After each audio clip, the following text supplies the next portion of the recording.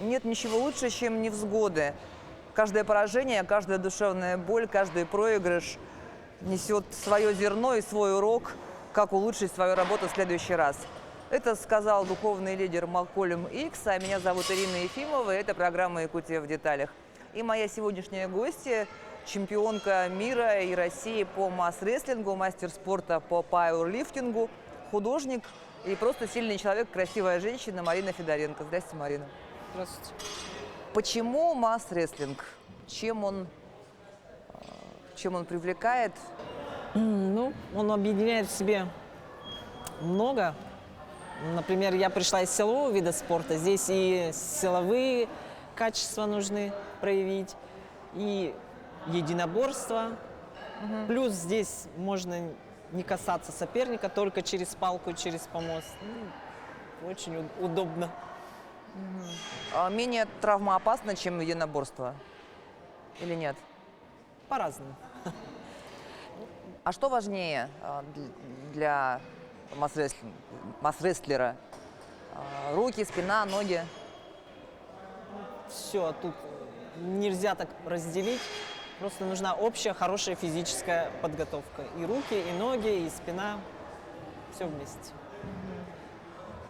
А что отличает вообще масс-рестлеров? Есть ли какие-то, что-то общее у спортсменов, которые вот именно этот вид спорта для себя выбрали? Да, наверное, есть любовь к тяжелым, наверное, тренировкам, это раз. Потом очень проявляется такое качество, наверное, как упорство, даже, может, иногда упрямство. Какая-то спортивная злоба, по-хорошему. Обязательно, чтобы когда к сопернику выходишь, это нужно себя немножко иногда даже заводить, чтобы поединок хорошо получился, чтобы выигрывать. Такие, наверное. В отличие, если, например, в легкой атлетике ты в основном там сам с собой немножко борешься, соперник где-то там рядом с тобой бежит, то здесь у тебя напротив тебя сидит. А вот, знаете, когда соревнования смотришь по телевизору, какие-нибудь, бокс или что-то, единоборства какие-то, они друг друга начинают обзывать, заводить как-то. Бывает такое у масс-рестлеров, что сидишь и сидишь, ах ты там? Бывает, но не до такой степени, потому что, например, как в UFC, трэш-токинг называется-то. Ага. Сейчас это у них как мода, наверное. До такой степени нет, слишком. Но бывает. Но себя заводишь, да, это даже, как сказать, приходится иногда заводить, чтобы не ходить расслабленным. Это почти у всех спортсменов такое есть. Да. Ага. А расскажите, как вы вообще в спорт пришли? Я пришла, как многие женщины, в спортзал, привести себя в форму. Я и думать не могла, что я задержусь так надолго. Думала, пару месяцев похудею и сольюсь, но нет. Мне понравилось, затянуло, и я осталась. То есть цель сначала была просто похудеть, это просто был фитнес? Да, обыкновенный фитнес. Потом просто веса чуть-чуть начала прибавлять, пробовать. Потом узнала, что соревнования по пауэрлифтингу где-то в городе проводились. Сходила, поучаствовала, понравилось, стала пауэрлифтингом заниматься. Вот так. Потом появился масс-рестлинг со временем. Еще и бодибилдинг же был. Да, но это была у меня, как сказать, пробная акция. Это как раз был первый чемпионат в городе у нас, в республике даже, не то что в городе. Ага. Мне предложили попробовать, там подготовка очень мало времени заняла. Это больше была, наверное, проверка себя. Полезная, как сказать, совместила. Много интересного узнала о себе. Что, например? Но решила, что больше этим я заниматься, наверное, не буду. Лучше я масс-рестлинг. Что узнала? Себя проверить, насколько ты можешь форму себя привести. Выйти на помост в бикини. Выйти, да. Вначале кажется, что это ужас, невозможно, как ты голый будешь ходить. Но оказывается, когда ты выходишь, все это куда-то пропадает, Просто идешь и улыбаешься. А вообще в 30 лет начать заниматься спортом, это не поздно? Ой, в наше время ничего не поздно. Сейчас можно, я вот это постоянно говорю, с любой точки отсчета можно прям вот начинать делать. Практически в наше время сейчас можно заниматься хоть чем, хоть живописью, хоть скульптурой, хоть спортом. Сейчас и виды спорта как бы расширяются, много очень. Возможностей много. Но все равно же до этого, наверное, в детстве какие-нибудь секции были или что-то, или вообще конечно, никакого нет, спорта нет, не было? Нет, были. Я легкой атлетикой в детстве занималась. И потом, когда училась в заведениях, тоже занималась. Просто у меня был такой, можно сказать, перерыв 10 лет, когда я спортом не занималась. И не думала, что профессиональный спорт получится? Нет, да, даже не собиралась. Нет. Просто когда пауэрлифтингом занялась, подумала, ну ладно, выполню там норматив кандидата в мастера спорта и на этом завершу. Потом, как говорится, аппетит приходит во время еды. Потом, почему бы не стать мастером спорта и так далее. А вот сколько... Пауэрлифтинг — это же поднятие тяжести, я правильно понимаю? Да, троеборье, вес, да. Вот сколько вес вы... Типа. Вот такую штангу? Да. Это сколько? Ну, это 70 килограмм у мальчика. То есть это больше вашего веса получается? Конечно. На соревнованиях там в 2 раза больше своего веса поднимаешь. А не было мысли, что это опасно, что... Нет, ну к этому ты же приходишь не сразу из бухты-барахты, берешь и поднимаешь вес, который в 2 раза больше. Ты постепенно к этому организм подготавливаешься, готовишься, тренируешься. И поэтому нет, это не опасно. Если ты при этом соблюдаешь технику, то нет, это не опасно. А масс-рестлинг, он вот чем привлекательнее, чем пауэрлифтинг? То есть, почему ну, масс-рестлинг? лично я про себя Да, скажу. да, да, конечно. Потому что, так, пауэрлифтинг, ну тут ты борешься, опять же, сам с собой и с железом. Для меня, например, лично это, ну, немножко скучновато, что ли. А когда перед тобой живой человек и соперник, вот когда я первый раз попробовала, и я почувствовала эту разницу, я решила, что я все, перехожу в масс-рестлинг. В то время он еще не имел международного уровня, и надо мной все смеялись. Типа, кем ты будешь, мастер спорта Чурапчи, что ли? Куда ты пошла?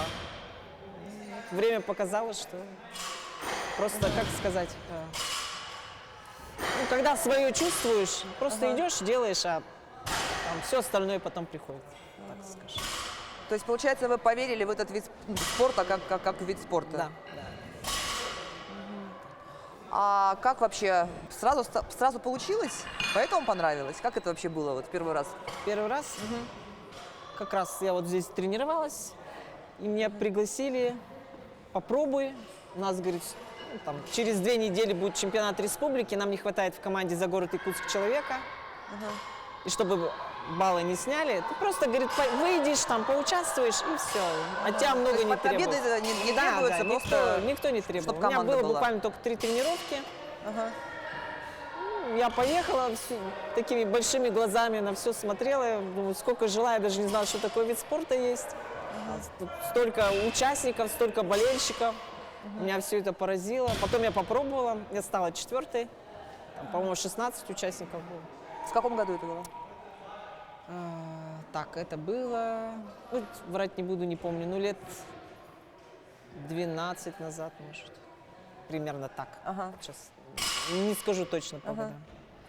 Ну, в общем, попробовала, и я решила, что мне нравится, и кажется, я буду этим заниматься. Всё. Такое. И вот как-то в интервью вы сказали, что одно из самых ярких воспоминаний в жизни, вообще впечатлений, это первый чемпионат мира по масс-рестлингу. Да, потому что, ну, все это первый раз было как бы в новинку. Потом столько много было участников, и все такие какие-то разнообразные, какие-то, можно даже назвать, наверное, неформальные личности приехали. Там же иностранцев много было, да? Да, да. И еще вот с кем мы подружились, именно вот на первом чемпионате мира, со многими мы общаемся даже до сих пор. такое вот событие было. А сколько времени прошло вот между тем, как в первый раз попробовали палку и принять участие в чемпионате мира? Года 2, наверное. Ага. Где-то так. Ну, 2-3, не больше. То есть все достаточно быстро. Да, это все так. Там не успеваешь как бы подумать, оно все само идет, идет, идет, идет. У вас вообще в жизни вот так легко все получается? Ну, легко получается, когда, вот я же говорю, я выбираю именно что-то свое. Не слушаешь никого, делаешь свое, и вот это вот, да, оно получается легко и как-то само идет. А когда через силу что-то давишь, ну, там не очень легко. По-разному. Вот еще есть такой факт у вас в биографии, что вы протащили 7-тонный автобус. Да, было такое. Вот это как это было вообще? Чья это была идея, как вы Это- согласились? Было в рамках соревнований по силовому экстриму. Опять же, до этого проводились только для мужчин. И я вот Сашу Гренадерову говорила, давайте для девушек тоже сделаем, я найду каких-нибудь участниц. Но для женщин не входил туда автобус, там автомобиль был поменьше, джип. А мужчины вот с автобусом возились. Ну, просто потом для зрителей сделали как в виде конкурса. Есть ли желающие попробовать? У меня был тренер Евгений Иванов. И у меня прям, кажется, думаю, что я смогу. Я говорю, Женя, как ты думаешь, у меня получится, нет? Он мне говорит, в теории сможешь. Всё. Пошла, попробовала, и получилось. Ну, это опять же, вот, говорю, если чувствуешь, что, кажется, надо пробовать. И я вот нисколечки не пожалела, потому что больше возможностей попробовать таких у меня не представилось. А вы еще говорили, что вы, как Илья Муромец, 30 лет на печи лежали. Да. Потом встала и до 30 лет я вот копила, можно сказать, говорю, силы, берегла, чтобы в нужный момент их применить. Так можно сказать. То есть вы до этого в туризме работали, барменом работали, да, я так Да, понимаю? барменом я 10 лет проработала. Но я еще работала барменом, но уже тренировалась, поэтому там, как бы в те времена это не очень было так принято, тем более среди женщин. Немножко диковинка была. Сейчас-то уже все занимаются женщинами, поэтому уже никого не удивишь. А так говорили вам, ну не знаю, мама, что это не женственно, что лучше чем-то заняться танцами, плаванием? Нет, это уже, как сказать, я к этому пришла в довольно-таки сознательном возрасте. Мне говорили, что спортом серьезно заниматься не надо, когда я ребенком была. А когда тебе 30 лет, нет, уже никто ничего не говорил. Это уже мой осознанный выбор. Но бармен это ведь тоже творческая профессия, у них существуют там конкурсы свои, там они какие-то такие невероятные штуки выделывают. Да, ну, творческая, ну, так скажем, график немножко тяжеловат. Все-таки ночная работа, поэтому это больше, наверное, когда тебе лет 20-25, потом уже, и тем более, когда у меня тренировки постоянно, уже немножко сложно стало совмещать. Когда я уже решила свою жизнь связать со спортом, оно как-то стало диссонировать. А вообще вот вы это воспринимаете как вызовы какие-то? Ну вот смогу ли я протащить автобус, смогу ли я выйти на соревнованиях по бодибилдингу, смогу ли я... Ну, как вызов это я воспринимаю уже в тот момент, когда вы меня, например, спрашиваете. Когда все это происходит, я не считаю это там какой-то вызов, просто как интерес попробовать. Я, ну, так. Ага. То есть просто жизнь так складывается, что-то предлагает, и вы не отказываетесь, так Да, получается? ну, можно так сказать.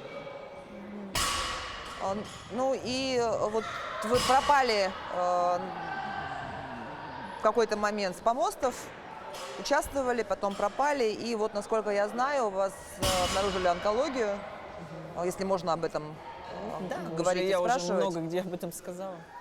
Вот, и это была достаточно, ну, там не начальная стадия. Нет, это третье.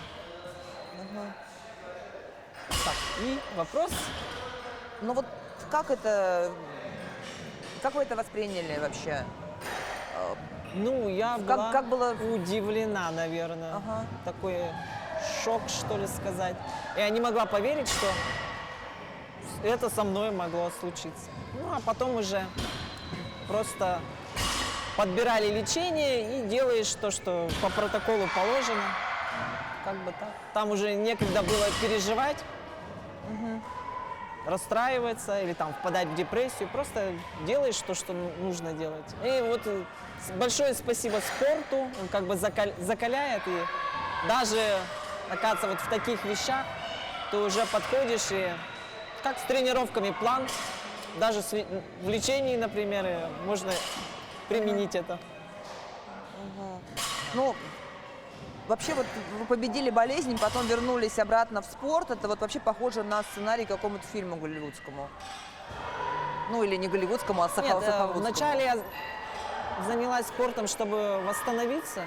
Я не планировала возвращение, там, потому что было совсем далеко до этого. Года полтора, наверное, просто ушло, чтобы... Спасибо, у меня вот друзья есть хорошие. Подруга у меня есть, Арина, тренер по легкой атлетике. Помогла мне восстановить ногу. Потом, когда стала себя чувствовать лучше, по чуть-чуть пришла в тренажерный зал. И так, понемножку. В общем, как-то так оказалась снова здесь. А вообще кто или что вас вдохновляет, помогает? Вдохновляет. Где вы силы берете? Боже, где же я беру силы?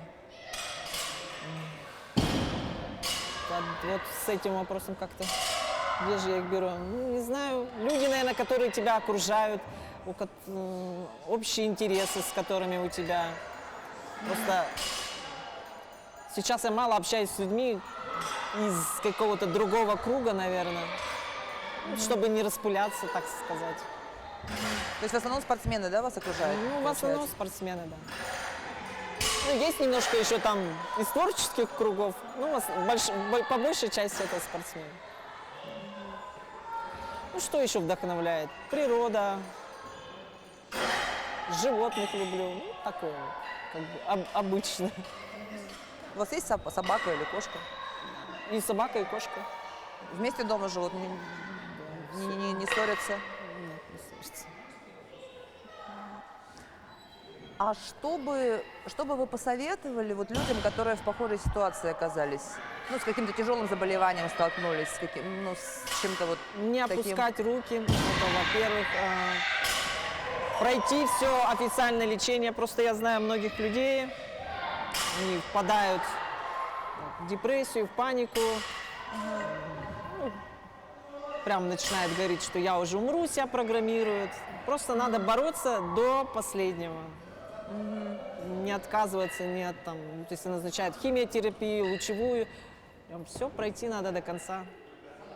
Все, как приложить все усилия, вот все, что можно сделать.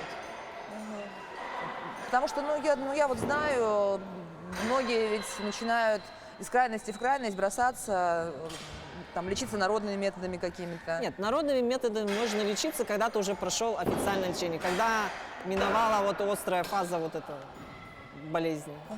Потом можно попробовать и народными. Вы же какие-то травы собирали еще, да? Да, я и сейчас и собираю, и пью, и корешки, и настойки делаю. Я же говорю, это опять же только после того, как прошел вот нормальное лечение, которое официально у нас есть. Лучевая терапия, химиотерапия. Только после этого.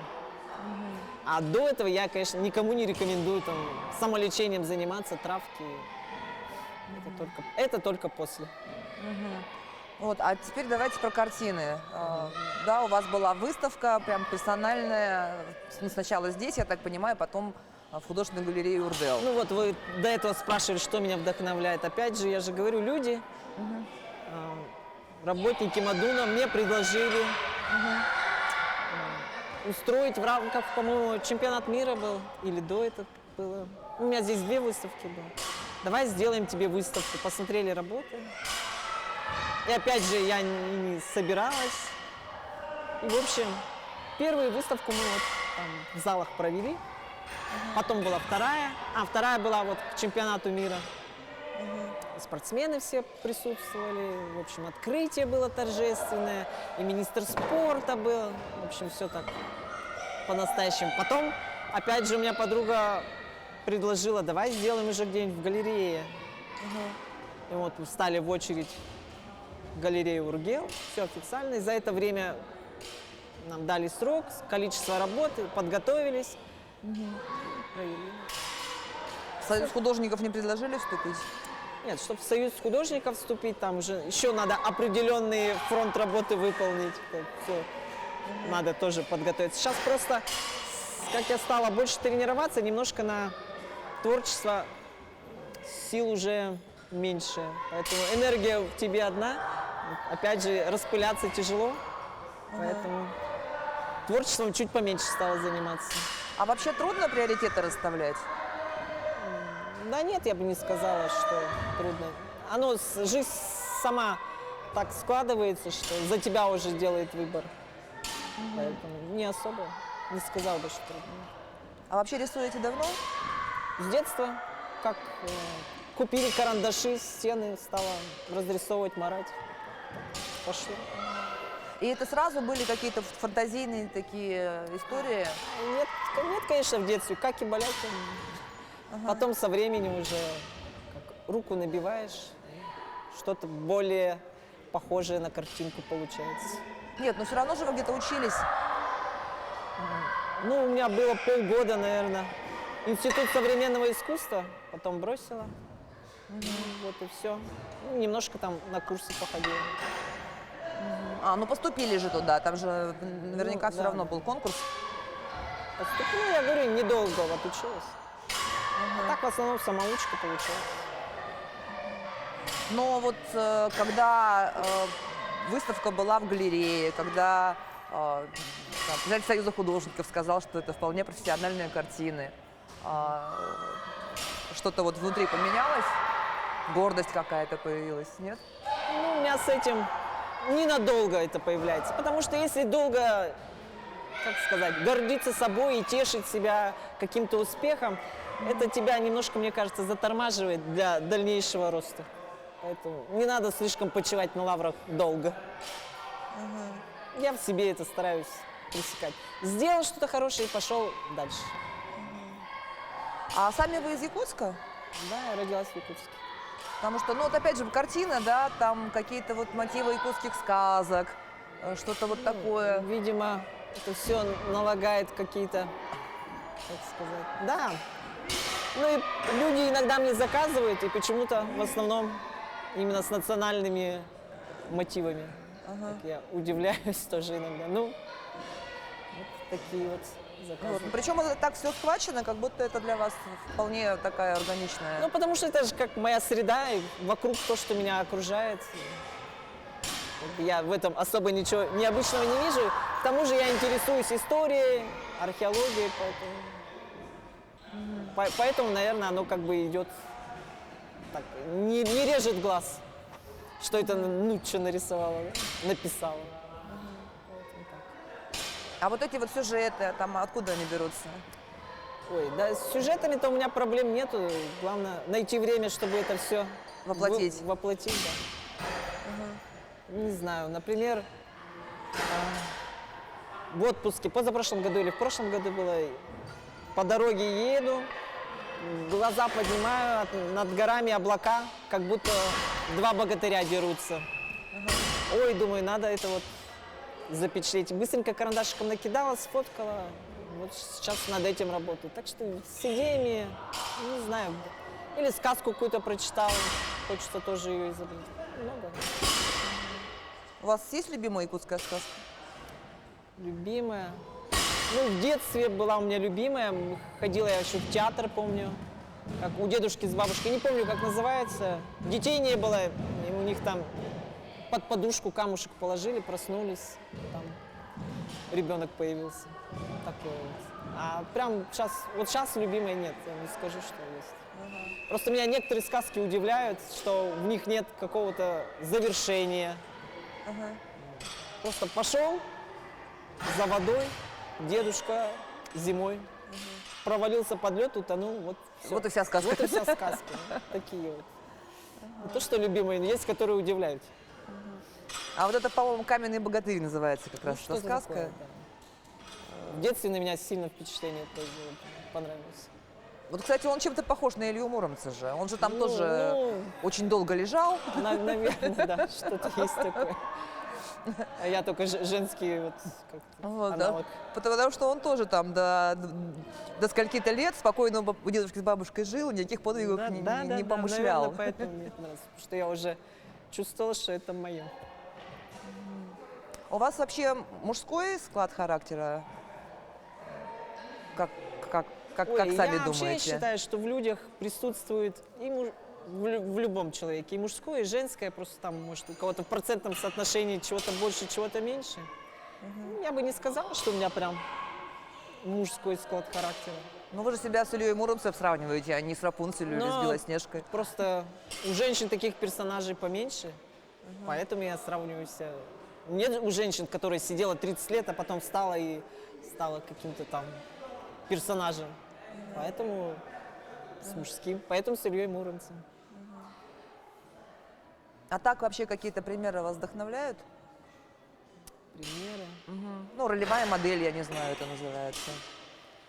Ну, я, наверное, отношусь к тем людям, которые там, не сотвори себе кумира, что ли.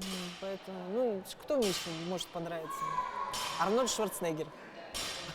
Опять, да, мужской персонаж. Ну, а среди женщин прям... Когда интервью закончится, наверное, скажу, ой, вот же кто, надо было сказать. Ну, это обычно так в голову приходит, когда все прошло уже. Не, просто у вас в соцсетях там фотки из соревнований, с тренировок, и совсем девочковые тоже есть. Да. Фотосессии, Ну, в юбочке, такое есть хобби, платьице. как сказать, наряжаться я люблю очень. Это, не знаю, к хобби это относится или... Это у меня с детства. Как бы оно... Я, да, и люблю и со штангой позаниматься, и платьюшки, юбочки. И еще про путешествия, это еще одна ваша страсть. Ой, оказывается, у меня столько страстей. Увлечения, не, ну разные. Да, ну вот сейчас спрашиваете. В процессе сама удивляюсь. Про путешествия. Так, что про путешествия сказать-то? Ну вот есть такая фраза у писателя Макса Фрая, да, что в путешествие всегда уезжает один человек, а возвращается другой. То есть Здесь я совершенно согласна, да. Потому что всегда что-то новое с собой привозишь. Ну и опять же, я всегда на людей равняюсь. И там тебе кажется, что ты поедешь в другую страну, и они какие-то другие, чем-то отличаются. Ну, как-то немножко можешь там настороженно относиться. Приезжаешь, и люди везде такие же. Есть хорошие, есть не очень хорошие, есть...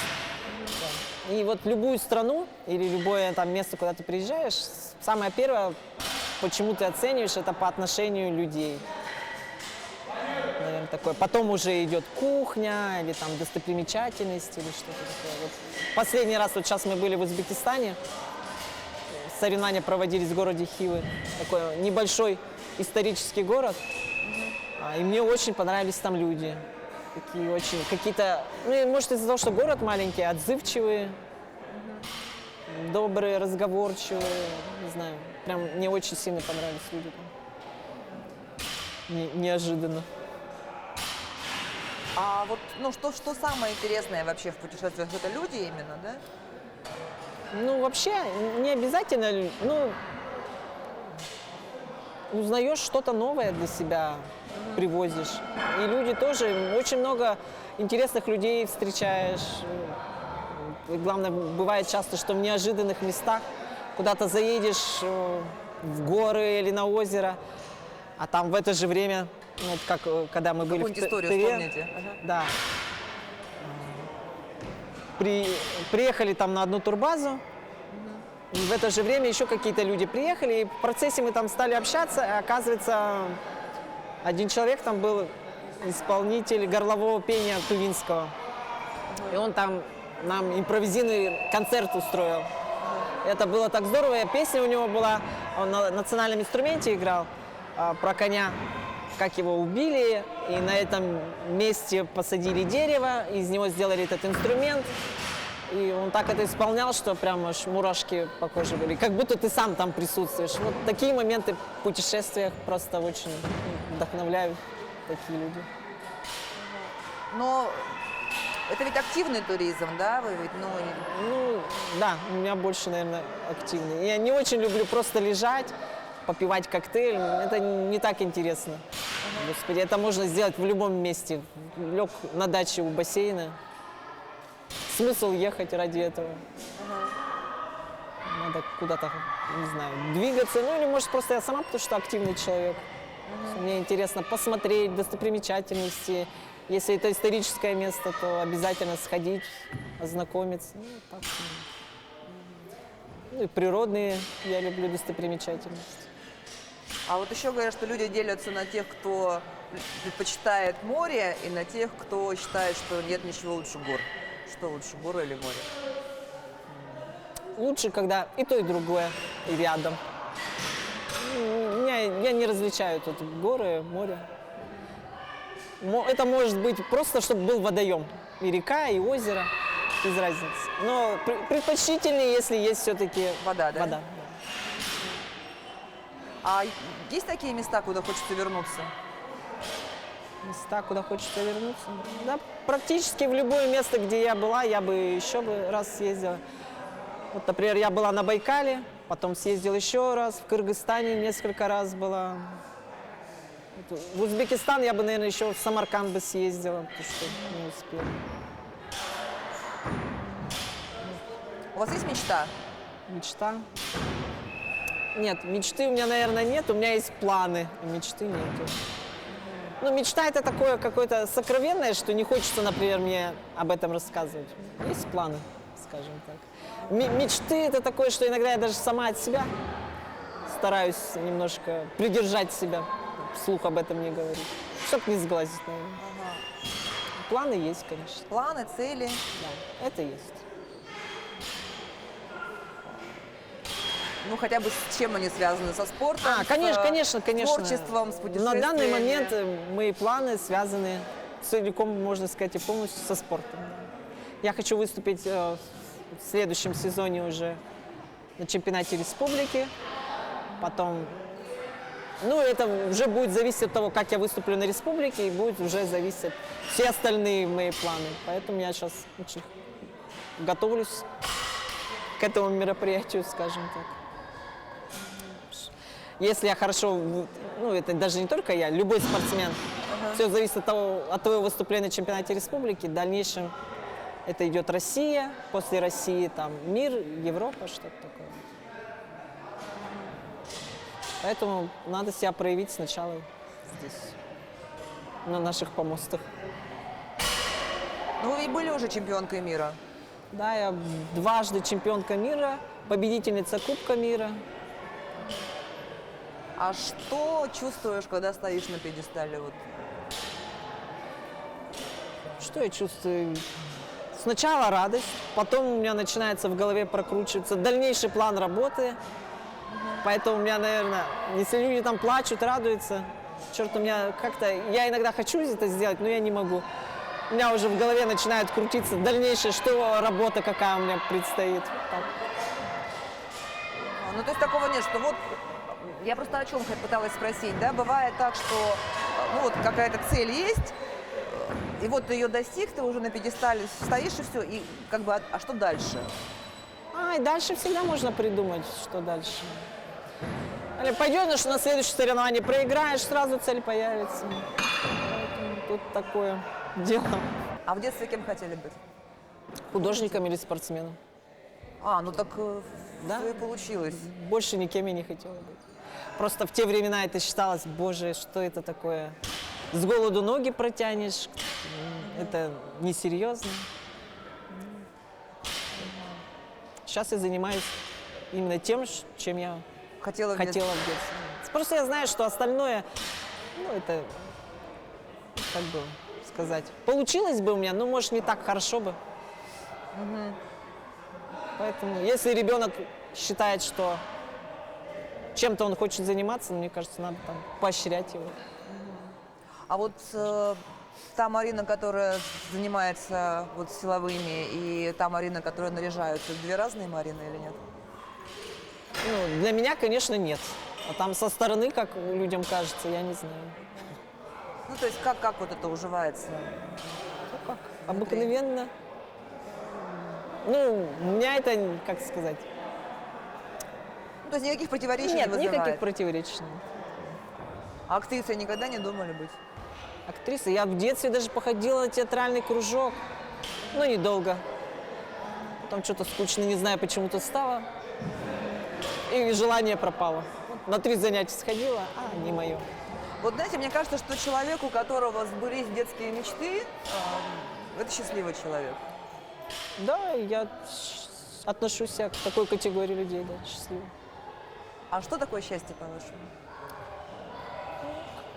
Если так в общих чертах взять, ну это когда у тебя гармония, наверное, есть какая-то.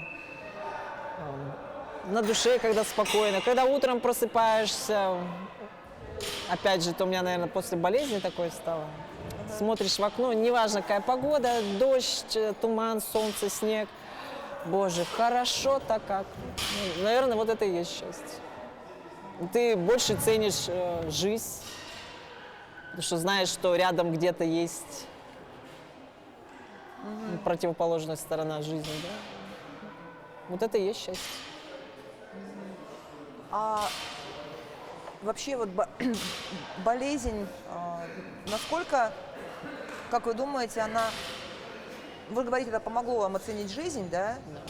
Переоценить. Вот насколько это вас поменяло вообще? Насколько? Ой, прям не скажу, насколько. Ага. Ну, я знаю только то, что ценить жизнь я точно стала больше. Вот такие моменты. А прям что еще? Ну, на некоторые вещи, наверное, более спокойно стала смотреть. Вот. Что-то, что раньше казалось ценным, сейчас смотришь, это какая-то мишура, ерунда, и не представляет там ничего.